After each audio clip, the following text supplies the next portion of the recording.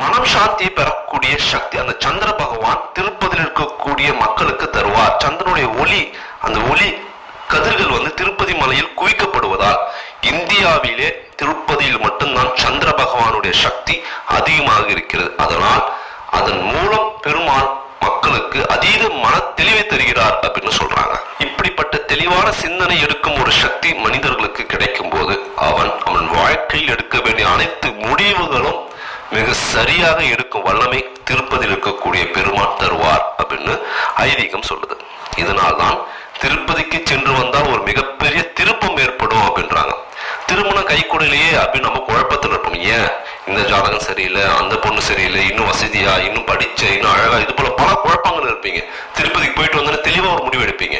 வேலை கிடைக்கல, இன்டர்வியூக்கு போகும்போது என்னால சரியா ஆன்சர் பண்ண முடியல அப்படின்னும் போது திருப்பதிக்கு சென்று வந்தோடனே நல்லா தெளிவா மன உறுதியுடன் படித்து உடனடியாக வேலை கிடைக்கும். ரொம்ப டென்ஷன், பிபி, ஸ்ட்ரெஸ் அதிகமா இருந்துச்சுன்னா குழந்தை எப்படி பிறக்கும்? மன அமைதியும் மன தெளிவும் பெறும்போது உள்ளமும் உடலும் உற்சாகமாக ஆரோக்கியமாக இருக்கும். அப்போது குழந்தை பாக்கியம் உண்டாகும். இது போல பல விஷயங்களுக்கு நம்முடைய எண்ணமும் உள்ளமும் தெளிவு இல்லாமல் இருப்பதுதான் காரணம். இதனால் நம்ம மனமும் உள்ளமும் தெளிவு பெறுவதற்கு திருப்பதிக்கு சென்று வந்தால் திருப்பம் ஏற்படும் அப்படின்னு ஐதீகம் சொல்லுது. திருப்பதிக்கு சென்று திருமாலை தரிசிப்பதற்கு முன்பாக சில கடவுளை வணங்கிவிட்டு தான் தரிசிக்க வேண்டும் அப்படின்னு நம்ம முன்னோர்களும் நம்முடைய சாஸ்திரங்களும் சொல்லுது. அதன் பிரகாரம் முதலில் கீழ்த்திருப்பதில் உள்ள கோவிந்தராஜ பெருமானை வணங்க வேண்டுமாம். அதன் பிறகு அலர்மேல் மங்காபுரம் சென்று பத்மாவதி தாயாரை தரிசித்து அவரிடம் அருளும் ஆசையும் அனுமதியும் பெற்ற பிறகுதான் திருப்பதி மலையவே ஏற தொடங்க வேண்டுமாம். மூன்றாவதாக திருப்பதி மலை மீது வராக தீர்த்த கரையில் வீற்றிருக்கும் வராக மூர்த்தியை வணங்க வேண்டுமாம்.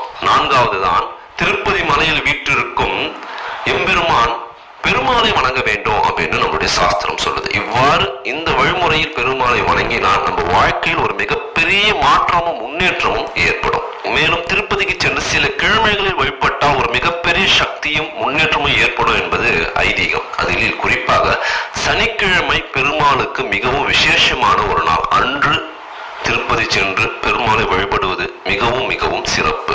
ரொம்ப கூட்டமா தான் இருக்கும். இருந்தாலும் அந்த கூட்டத்திலும் பெருமாளை தரிசிக்க வாய்ப்பு கிடைப்பது ஒரு மிகப்பெரிய அதிர்ஷ்டமாகவே கருதப்படுது. அடுத்த ஒரு சிறப்புமிக்க தினம் என்னன்னு பாத்தீங்கன்னா திங்கட்கிழமை. திங்கட்கிழமை அன்று பெருமாளை வழிபடுவது வந்து மிகவும் உத்தமம், சிறப்பு அப்படின்றாங்க. ஏன்?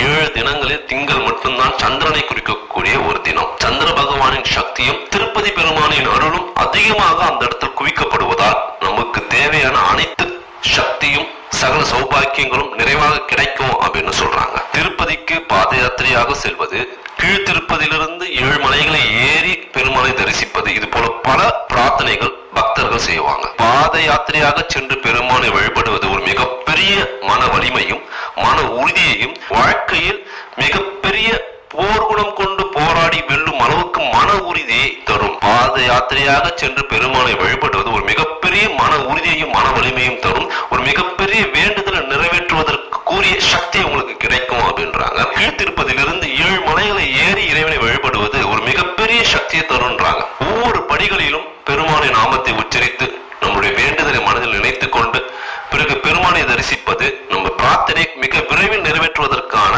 ஒரு வழி அப்படின்றாங்க. அறிவியல் பூர்வமாக இது ஒரு அக்குபஞ்சர். நம்ம மனதிலும் உடலிலும் இருக்கக்கூடிய பலவிதமான நோய்களை குணப்படுத்தும் அப்படின்றாங்க. அந்த மலைகளில் இருக்கக்கூடிய மூலிகை செடிகளும் அந்த மூலிகைகளிலிருந்து வரக்கூடிய தென்றல் போன்ற காற்றும் நம்ம உடலில் படும் போதும் நம்ம சுவாசிக்கும் போதும் பலவிதமான நோய்கள் குணமாகும் அப்படின்றாங்க. என்னுடைய வாழ்க்கையிலும் பல பிரார்த்தனைகள் பல வேண்டுதல்கள் வந்து திருப்பதிக்கு சென்று நிறைவேறி இருக்கிறது. உங்க வாழ்க்கையிலும் நீங்களும் திருப்பதிக்கு சென்று பல மாற்றங்கள் பல திருப்பங்கள் ஏற்பட்டிருக்கும். நம்முடைய எண்ணம் சிந்தனை தெளிவு பெறுவதற்கும் நம்முடைய நீண்ட நாள் மிகப்பெரிய பிரார்த்தனை நிறைவேறுவதற்கும் நம்மளுடைய வாழ்க்கையில் ஒரு மிகப்பெரிய முன்னேற்றமும் அடுத்த நிலை அடைவதற்கும் நம்ம திருப்பதிக்கு சென்று வந்தால் ஒரு மிகப்பெரிய திருப்பம் ஏற்படும். அந்த மலையுடைய அமைப்பு அது போல, அந்த இடத்துல இருக்கக்கூடிய சந்திரனுடைய சக்தி அது போல, அந்த பெருமாளுடைய சக்தி அது போல. கீழ்த்திருப்பதிலிருந்து பத்மாவதி தாயார் பெருமாளை வடக்கு நோக்கி பார்ப்பதால் அந்த இடத்தில் வந்து செல்வங்கள் அதிகமாக குவிக்கப்படுகிறது. அந்த பார்வை பக்தர்கள் மீதும் படுவதால் திருப்பதிக்கு சென்று வந்தால் அவர்கள் வீட்டிலும் அவர்கள் வாழ்க்கையிலும் செல்வம் மென்மேலும் அதிகரிக்கிறது. இந்த தகவல் உங்களுக்கு மிகவும் பயனுள்ளதா இருக்கும் அப்படின்னு நான் நம்புறேன். நீங்க திருப்பதிக்கு சென்று வந்து அதனுடைய அனுபவங்கள் என்ன அப்படின்னு எனக்கு மறக்காம கமெண்ட் பாக்ஸ்ல கமெண்ட் பண்ணுங்க. சகல சௌபாக்கியங்களும் அனைத்து வளங்களும் பெற அந்த ஏழுமலையானை நான் பிரார்த்தனை செய்து கொள்கிறேன். இந்த வீடியோ உங்களுக்கு